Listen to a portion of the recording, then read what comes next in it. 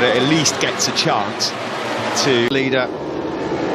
Just under 20,000 fans then are here today in attendance for this Barcelona battle of Moto GP. 5 consecutive poles for the first time since 2014. The first Frenchman to have 5 in Barcelona for Valentino Rossi and 10 wins. It would be some story, wouldn't it, if somehow he managed to get Rossi after all. Quartararo then with a 24-point lead. You could argue that's comfortable already heading into this one. Can he extend? He's had at least one rider on a podium here in Barcelona every year since 2007. Watching from around the world, and just under 20,000 fans here in the grandstands as well. Can anyone stop Fabio Quartararo? The only question that Fabio Quartararo will be thinking as well will be that closing stages of the race. 3 different back wins here. Well, he knows the way to the top step of the podium in Barcelona, Fabio Quartararo. His first win is a big favourite here as we're about to get underway. The Moto GP beasts are ready. And away we go in Moto GP. Not a brilliant start from Jack Miller initially as the lights went out, and Quartararo has bolted down to lead. How vital could that be? Jack Miller exactly where he wanted to be. It looks like Miguel Oliveira got away exceptionally to third. That was a great move from Oliveira, very brave indeed to go up into second place. Pol Espargaro's taking an interesting inside line. We're losing places already. Zarco was in white. He's charging through the pack. He's up into 4th spot. That's excellent from the 9th he started. He's 13th through sector 2 on lap 1.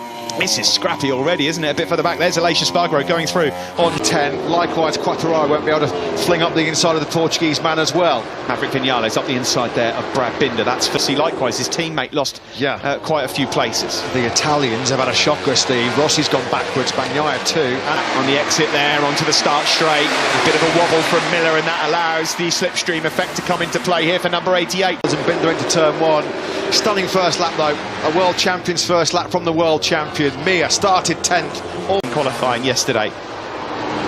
So there is Maverick Vinales, the Monster Energy Yamaha rider, behind Johann Zarco. What? Yeah, and Quartararo will hear that factory Suzuki behind him. Aleix Espargaro's had an excellent first lap and a half. And Aleix Espargaro just getting a little bit impatient there on Miller, wasn't he, through turn 7? You don't often see Quartararo making mistakes, but that was costly. Brad Binder and Maverick Vinales all very close to each other in the hunt for 7th. Yeah, Binder just can't find a way through at the moment. On a couple of corners, these beautiful fast right-handers that bring you onto the 1 kilometre start-finish straight. Oliveira on the KTM from Miller. Is the fastest rider on circuit on his Aprilia RSGP in 4th place as we head down towards turn 1 then. It's KTM Ducati. First lap, he's the fastest man on circuit by a mile. A 40.535 from the Italian. That was about... Goes deep, but he manages to pull it back in. Great start then for Miguel Oliveira. I think Quartararo's lost the position to Zarco as well, Steve. Yeah, he has. Down the hill into turn 5, and this is where he made the mistake on the previous lap, getting up the inside of Miller. That cost him places to green, and he lost 2 places, lost all of his momentum. So he's got more work to do than he was hoping for. No drive whatsoever up the hill. And he got railroaded there by Brad Binder. Well, he came back onto circuit, and unfortunately everyone's leant over, so they can't see that had come from. Binder just cannot find a way through on Vinales. He's been tucked on his back wheel now for all 3 laps.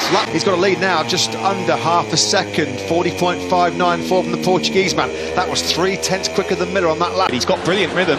Definitely got the pace to break away. Crucially on that last lap as well, Steve. Quartararo had enough of a buffer. This has been for Marc Marquez as well. He's closing in on this group. Look at the number 93 just on the tail now of Johann Zarco. Really. It is Miguel Oliveira that still leads by 4/10 of a second now, maybe almost 5/10 of a second on Jack Miller. Agro putting the Aprilia on the podium places early on here in Barcelona. He's going through on Miller at turn 10 on the cutback. He's got nothing for the Ducati on that start-finish straight. So he was trying to get through on Miller at 10, and then perhaps use an Aprilia will never in a million years outdrag a Ducati. And the problem is that's given Oliveira another couple of tenths, that overtaking ahead of Aleix. So Aleix momentarily popped his nose into second place, but has now dropped back to 4th. He can see Oliveira trying with clear track ahead of him. You know, he's not going to have any issues with front tyre pressure or temperature. Quartararo gets through on Aleix Espargaro in time to move. Yeah, Oliveira is where Quartararo thought he would be and wanted to be. Marc Marquez from 13th on the grid to desperately trying to find a way through on Joan Mir. There's the lead from the helicopter of Miguel Oliveira on the factory Ducati of Miller and Pol Espargaro. From bad to worse for Pol Espargaro. He's not finished higher than 8th so far this year. Thought Marc Marquez was going to fire up the inside of Cataluna, Morbidelli, Nakagami, Bastianini and Alex Marquez. It's not got any better for Valentino Rossi either. He's out. Something happened to Rossi on that lap number 4. On board here with Joan Mir. He will not outdrag. Some drama there. Maybe just outbraking himself into turn 1. Through goes Marquez and Zarco. Well, this is more lining up the inside of Repsol man into turn number 4. These two will not be scared about exchanging a bit of paintwork. Zarco then. Yeah, this group, Malaysia, Spargo, Marquez, Zarco, Vinales, Binder and Bagnaia. This is more Moto 3 than Moto GP. The problem is, what has happened to the Aussie? The lead now for Oliveira is a second, but the Australian must have run into some drama there because Joan Mir stole crash at turn 9. Iker Lecuona went down there in Q1 hard yesterday. Now then, Zarco and Malaysia, and he will not be able to get through on Zarco on the straight. It was Petrucci riding for his MotoGP future, riding for his trust. The Aprilia there of Aleix Espargaro moves up 1 spot into 6th. Yeah, I mean, Miller was a full set. Pretty light work of Joan Mir. Well, now he can start his pursuit. Can he cut into that 1 point clear air? He'll probably try and just get into those 139s, and no one was able to match that yesterday in FP4. Can get through on Miller and Mir, who are two of the hardest men to overtake in MotoGP. He made light work of the world champion Suzuki in turn. This is MotoGP at its finest though, folks. 6 different manufacturers inside the top 7. That's excellent. Oliveira it is that leads. The gap already down by 1/10 through sector 3. We'll have a look at it. He was able to take 3/10 out of Quartararo in sectors 1 and 2, and then Quartararo brings a little bit of time back in sector 3. Yeah, 10th covering the top 2 men. Miguel was given the information as to who it was that has just moved up into 2nd place, so he'll know. Vinales, Binder, Bagnaia in the top 10. That's the group that you can see, and then further back there, Iker Lecuona. Morbidelli, I mean, he's about half a second slower on that last lap than this man, Oliveira. The gap from number 12, you can see Maverick Vinales, then it's Brad Binder, who still can't fudge his way through. He's struggling. Taki Nakagami's been issued with a long lap penalty. The 3rd consecutive race that the 8-time world champion has crashed out. Good spot there, Matt, but DNF's in their own his career, Steve. An unwanted milestone then for Marc Marquez, who was having certainly his best ride since for 10. Well, he got away with it 2 years ago when Jorge Lorenzo became a wrecking ball, didn't he? On Vinales, Dovizioso. Might not be the one you think it is. It's Joan Zarco, the Pramac Ducati rider. 2nd in the World Championship and a lot of life. So that's why he's got to take a long lap penalty. But Zarco then, the fastest man on circuit at the moment, in 5th. Wonder whether he could see Zarco just starting to really cut into some good rhythm. Zarco, the Frenchman, getting on, struggling to maintain the pace of Espargaro and Vinales ahead of them. They're just being cut adrift slightly, but this race could too. Last year, Steve, lap 9, that Fabio Quartararo did the best lap of the race. That was a 1:41.42. Just giving you an indication of how much the tyre performance can change. Zarco is not going to win the game of braking there against Miller. Yet again in 5th place. The gap at the front now for Miguel Oliveira has come completely down. You can see Fabio Quartararo is well on terms. Just to be wary about tyre life, the balance, as we've talked about numerous times this weekend, between performance and endurance. That was all. The 3 fast rights to finish the lap as well really do punish both front and rear tyre. He did not put a foot wrong in Mugello when he finished 2nd to Fabio Quartararo. He was just in a world of his own. Can he? In terms of tyres, Oliveira's got the hard front tyre on there. You know how Quartararo's been so tyre, and that's where Fabio Quartararo's so good on corner entry and turning. He's able to flick that motorcycle this year, the case. And in fact, of course, noteworthy performance last weekend from Brad Binder. He equalled the all-time top speed record. That's the end of top 10 chances for Taka Nakagami, and another disappointing weekend for the Japanese rider. So then at the fire conservation mode for Mir, because he got such a great start. He's well placed, Joan Mir, here at the moment. Just saw their top of your pitch. Marc Marquez getting a lift from the Leopard Honda team. This is not a sight we're accustomed to seeing at all beneath him. A few riders have said they've had issues trail braking on that transition from old tarmac to new tarmac into turn 10. And I'm on to the top 3. It's Aleix Espargaro. The Espargaro boys have both crashed out here. I was just in then. It's already taken Marc Marquez out of the race, so now it takes Aleix Espargaro down. No home comforts for the Espargaro. Brad Binder. Vinales is lapping very quickly, as quick as the leaders. Can he now close that down? It's got a lot. Fabio Quartararo biding his time on Miguel Oliveira, and you would think, Matt, that he had the better edge grip than Oliveira. He was able to run the tighter line, and then there was just enough of a gap there to fire up the inside. In Jerez, of course, when Fabio Quartararo's had daylight in front of him, nobody's back wheel to stare at. He's been lethal. Edge and top speed. He's now going to try and get as close to the tail unit as possible to Quartararo. We'll keep our eyes peeled in a moment, but let's just see how this one goes. Already Quartararo able to get a couple of tenths over Miguel Oliveira. Slipstream from Zarco, and he's going to try and do the same here to Oliveira. Simon, your thoughts on the midway point of this Catalan Grand Prix? Yeah, he handles pressure. You know, he just, I don't want to jinx him, but he just puts up with it so well. The only man in this front group, all the way back to Brad Binder, his teammate, that is running the hard front. As you pointed, it didn't have enough edge grip. They couldn't do the lap times, but the KTM boys maybe it'll work to do. But as we said, things can change quickly. Now Oliveira's a little bit closer on this circuit than he was previously to Can he get up the inside in the braking zone on Quartararo? He certainly can, and with that extra straight line stability of that hard front. Eastern Fabio Quartararo was expecting. It is fair to say, and now he's got that corner speed ramped up. Fabio Quartararo close enough this time around to lunge up the inside of Oliveira down the hill. Zarco's through on. What a win this would be for Miguel Oliveira, were he able to pull it off. Enormous feather in his cap, wouldn't it be? Sunday evening for the Espargaro boys when they go home here in Granollers tonight, because Paul Aleix was, when his front tyre cried no more, he was offline, wasn't he? Offline. Afraid to say, Aleix Espargaro has managed to just get himself a couple of tenths advantage as they make their way down onto the start-finish straight. These are the five on screen. With Miguel Oliveira, he's super intelligent, super smart, they all are. But Miguel Oliveira, start was absolutely crucial for Joan Mir, because it meant that he didn't have to do so much hard work in the where Mir was brilliant. He was really in a class of his own. He came through with Alex Rins. Last year, the brands, he had grip issues himself, they just weren't quite as severe as the Yamahas and Ducatis around. He's launching an attack there on Mir, not close enough.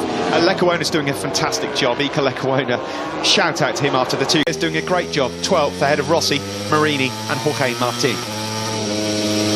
Yeah, Rossi doing some decent laps. Machine briefly to Johan Zarco. Now then Zarco's going to be desperate to pick up some slipstream. 5th gear. He'll tap it into top gear and see what he can do about that whatsoever.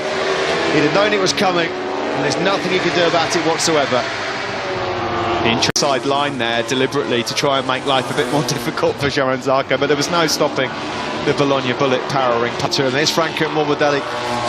Hasn't been the podium charge that many people expected from him. He's down in 10th place. Yeah, unfortunately, Mir's going the wrong way, and now, of course, he's got the major problem of trying to work out the conundrum. Rider on of the front 6-7 for the last 4-5 laps. There he is. Yeah, he's back with this group now.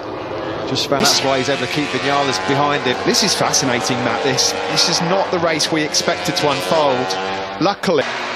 And the disappointing season continues. What has happened there? It looks like the suspension's completely gone. The ride height device has gone into action there as he barrels through. Alex Marquez was very wide there as well, but Rossi hitting this race, Matt, with 8 laps to go, because what is it going to be in a couple of laps' time where really we have no Oliveira or Quartararo or Vinales. I mean, Maverick Vinales has had stunning rhythm, as Steve mentioned. I mean, look at that, compared. More trouble than we think, or has he got something left in him up his sleeve?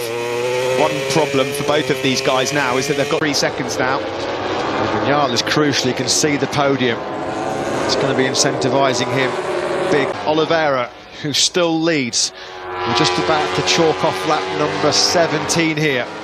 Yep, and here comes Vinales in the slipstream behind the factory Suzuki of Joan Mir, who's so good on the brakes down at the first corner. Vinales just, we were just saying, he was on course for one of his best dry race results. It's an unwanted hat-trick, a 3rd crash of the weekend. Starting to really show their class with 7 laps to go. They've got a nice gap back to Zarco, Miller, Mir and Vinales. Podium. does look like it's a battle between these two men, Oliveira versus Quartararo. Felt like that was going to be a potent combination, a chance to give him the opportunity to win or on the podium here on Sunday. That's exactly as it's panned out. 4 groups of 2 on screen at the moment. Yeah, Zarco and Mir dropped into the 41s on that. Onto the start-finish straight then, with 6 laps to go. It looks like it's a race for the win between Miguel. You can just see him at the top of the picture there. There's no opportunity for Vinales to get through on the Suzuki man in the braking zone. Not find a way through on the factory Ducati. 40.9 from Oliveira on that last lap. That's his slow 5 lap 19. Zarco took a couple of tenths out of them in that first sector. Twice a winner himself already, of course, but not in the full factory colours. The last time they did that, of course, last year. Race in 2018. And he'd love to exact a bit of revenge on that defeat. He took his first ever Grand for another podium in Moto GP. Now, these are the tyres of Fabio Quartararo, who I can tell you, there's a lot of known now, and across the line I can tell you Zarco is closing up as well a little bit on Fabio Quartararo, who was in the 41.8. Quartararo himself dips back into the 41s, gap back up to 0.4 of a second. It really has transformed the fortunes of the Portuguese rider, who up until Italy hadn't even got in the top 10. Suzuki as wide as an 18-wheeler at the moment, isn't he? Very nervous looking Pit Byra with 5 laps remaining. This is from Miguel Oliveira. They've been busy in the transfer market, busy in the negotiations behind the scenes, and the KTM signing red long before they re-upping with Oliveira at the moment. A few days perhaps. Yeah, tonight maybe. Desperate to get past Pecco Bagnaia because he's got rhythm to potentially close up on Mir and Vinales. Into this Grand Prix now, and it's the crucial phase of it where the tyres are going to be deteriorating at a fairly rapid rate. You got The top 4 last time around. Do not discount Thriller Miller. Oliveira, for the first time in this Grand Prix in terms of speed and consistency, and at the moment he's still not letting Fabio Quartararo get close enough to show him that. Quartararo struggling to stay with him at the moment. Quartararo not able to sort of get into that same rhythm he had yesterday in free. Biggest advantage. Yeah, he's in trouble. Zarco's right on top of him now. Can you believe this? Fabio Quartararo may well lose the podium. This is clawing back some ground in the championship as well for him personally. Zarco can smell second, and he will make light. Hit your braking markers and stay close enough to Quartararo to use your advantage right here now as you wind it up to 6. A 141.5 for Fabio Quartararo. He's going to try. Oh, he's almost lost the front there, and he's shaking his thought. Well, the bookies' favourite, Fabio Quartararo, doesn't look like he's winning the Catalan Grand Prix. On that high corner, the front just tucked from right underneath him. I think the right-hand side of Fabio Quartararo's front tyre is really struggling here. Thing surely here as Johan Zarco. He might have an opportunity earlier to maybe pull off a move into turn 10. We're going to watch a replay here of Quartararo. Has got some sort of issues. He's taking his chest protector out there of his leathers. Guys, it's his you can see his necklace and his bare chest. What's going on?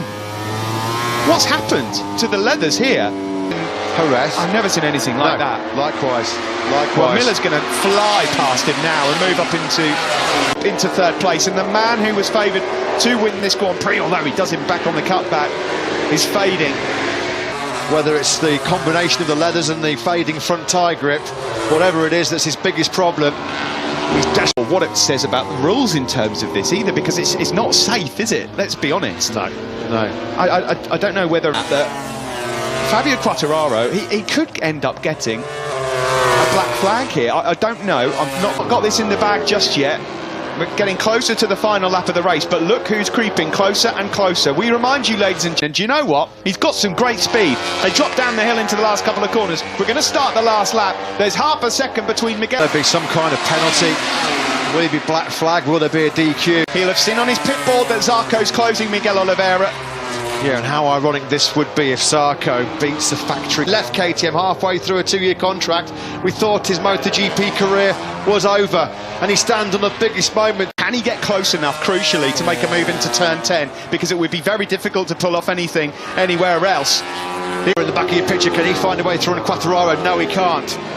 Miguel Oliveira normally in these situations mentally as corners. Quartararo has got a 3-second penalty. His podium has gone. The checkered flag is out, and it looks like this one is Miguel Oliveira wins on the factory KTM here in Barcelona, ahead of Johan Zarco and Quartararo, but he will not finish third. Absolutely sensational. Zarco takes second. Quartararo takes the checkered flag third, bare-chested as well, but he's made again 11 MotoGP podiums, his 8th runner-up spot. But Miguel Oliveira, absolute Quartararo's leathers. His front tyre we saw was graining badly as well. Dani Pedrosa, so much credit. Up has been cut. Zarco takes 20 points. Quartararo moves to 4th.